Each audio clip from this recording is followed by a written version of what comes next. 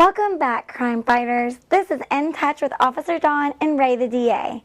As we have discussed before, property crime is a huge problem in Lexington. Officer Dawn has recently used his partnership with WKYT to help expose this problem to the public. Certain areas of Lexington have become flooded with these kinds of offenders, and numerous reports have been made regarding home invasions and other property crimes. Residents of Lexington have begun speaking out. In this episode, you will learn just how prolific property crime has become in Lexington. Here's a few statistics. Over 125,000 calls have been made to the police in this year alone. 94% of crime in Lexington is property crime. You do the math. Let's tune in to hear what OD and Ray have to say about this. Welcome to In Touch Crime Beat. I'm Officer Don with Fayette Commonwealth's Attorney Ray Larson. Out of jail, okay? Don't mess up. And those are the people, those repeat offenders, the ones that go to prison. And I say we're the #1 rated radio show in the whole country. This is Crime Beat. I'm Officer Don with Fayette Commonwealth's Attorney Ray Larson. To kick things off, I want to relate to you a little story. This happened a couple of days ago.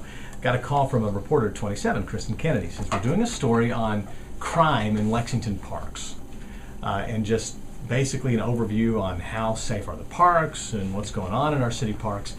Well, she got the numbers and determined that Phoenix Park has the most crime of any park here in Lexington. Well, that is the park that's downtown.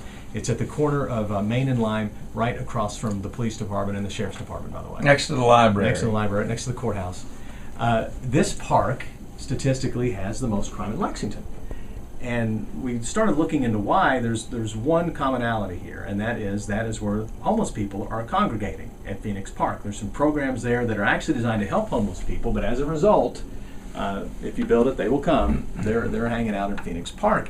And we go down to the park just to shoot some video and to talk to some of the residents of the Park Plaza apartment complex there and passersby, and just get an overview of what's happening.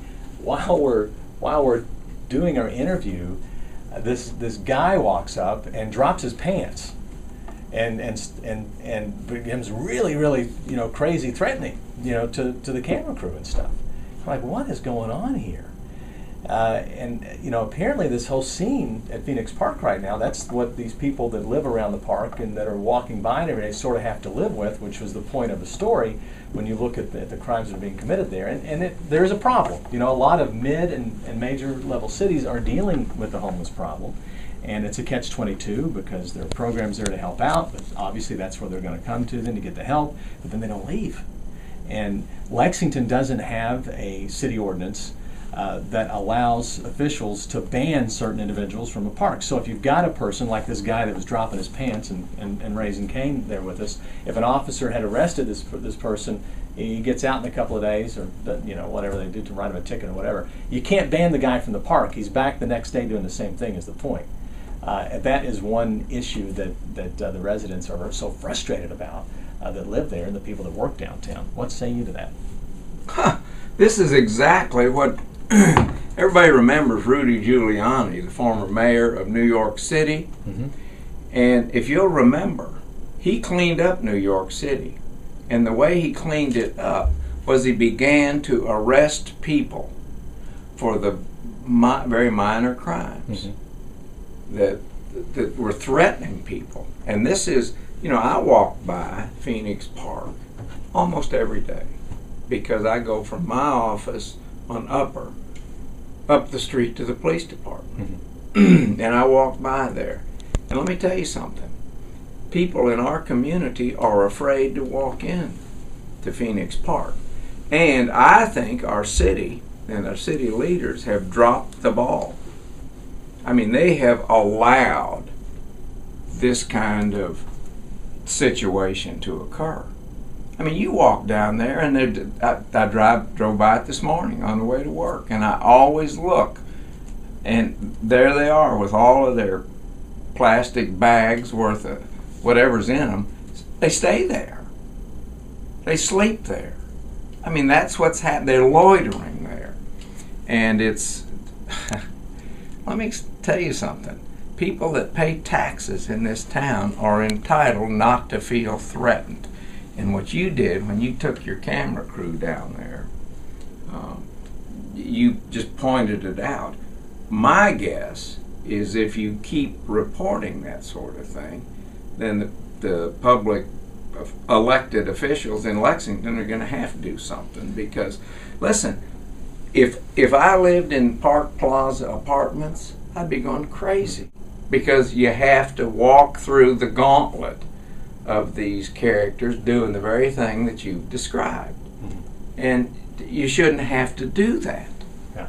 That's called harassment. Well, and of course, there are people that want to help the homeless and good intentions, and some homeless people need help. You know, let's face it. There has to be a way where you can, do the good, but still have some control. It's not a over public behavior. park anymore, Don, Well. because the public doesn't go there anymore, Don. That's the way it is. Now, simple as that.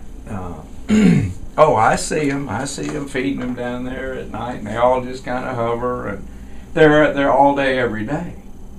That's the problem. And it's the Phoenix Park basically is off limits to everybody else because people are afraid to go into Phoenix Park because they're going to experience the same thing you did. I got to get that fixed. Now, I want to tell you something else.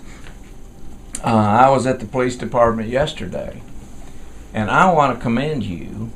You know, you work out at Channel 27. I think that's WKYT. Yes, sir. You got that. Yeah. Well, you and the people you work with, Gabriel Rojas and what did you say, Kristen Kennedy, have been really bringing to the forefront the issue of property crime in Lexington. And at the police department, it was commented on. This man, Officer Don, is on this issue. And I said, somebody's got to be on it because it's becoming a huge issue in Lexington. Now, and it's all over the state for that matter. And what brought it to everybody's attention was this story that you and Gabriel Rojas did on Channel 27 involving a woman named Alka Harold. And it seems that her husband's truck was broken into. The police caught this thug as he was just leaving, having broken in. They brought him back early in the morning and knocked on the door. And the woman came to the door and they said they caught this guy who had broken into her husband's truck. And she says, great, I'm really pleased that that's happened. And the police officer gave her the bad news, which is as a result of this scam called House Bill 463 that the legislature has imposed on us. And what was that? They caught the guy breaking into this car. It was for a misdemeanor because the value of the property he stole was less than $500. Now, what was it that they told her that stunned her and really angered her? Well, the police officer said he was going to give him a ticket. This House Bill 463 limits the authority of police officers to make arrests for most of the crimes that they witness and most of the crimes they deal with every day. Up to 94% of the crimes that they deal with, they are basically required in most circumstances to issue a citation instead of a physical arrest. That is a change. See, issuing a citation doesn't mean anything to the public. You got to put it in language they understand. If they catch somebody breaking into your car and stealing your stuff, Less than $500. Less than $500. They're supposed to give that person a ticket, just like they would if they pulled you over for speeding. Here's your ticket. Hope to see you in court. Have a nice in a couple day. of weeks. That's the issue, and that's a change. It's never been like that before in the history of Kentucky law. Never. Not when I was a police officer. This is a new thing, and it's something that quite frankly, police are struggling with because a very important tool has been taken away from officers. That is the ability to arrest people when they see them committing crimes. Now there are some situations that they're still allowed to arrest for. But the bottom line is the officer discretion in most of these cases is gone, and they're supposed to write tickets. And it's wreaking havoc right now in the property crime area, particularly, because those are the types of crimes that they want the tickets written for. I want to go back to your Phoenix Park business for a second, if I can. While I was at the police department yesterday, I was talking to a detective, and I was really upset about. I didn't even know you were doing this story on Phoenix Park, but I was talking about this property crime in general, and just the kind of the culture that's being accepted as okay, which is causing people to become more fearful, just like it happened in the mid-'60s. And so what happened was a homicide detective told me, I will never take my son back into the Lexington Public Library because these same people that are hanging out in Phoenix Park are hanging out in the library all day long. And he says, I went in there one day and it absolutely frightened me. This is a homicide detective. And so he says, I'll never take my son back to the library. And I hope that's not what our library is supposed to be, a flop house for homeless people during the day.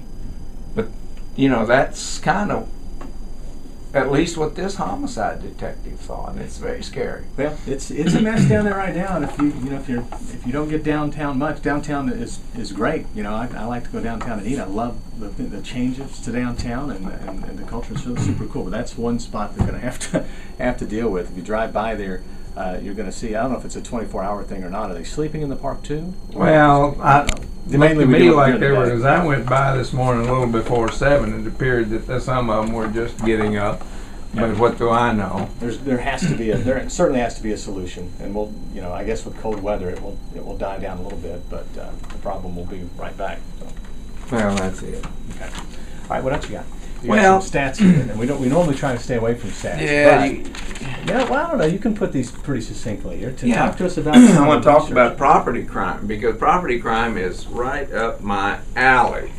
As you know, the percentage of crime in Lexington is either violent crime or property crime, and it's up to 94% of the crime in Lexington is property crime. And there's a reason for that, in my opinion, and part of it has to do with this leniency that's we're starting to see as a result of House Bill 463, and that is property criminals are not sent to prison or jail. What happens to them? They're left.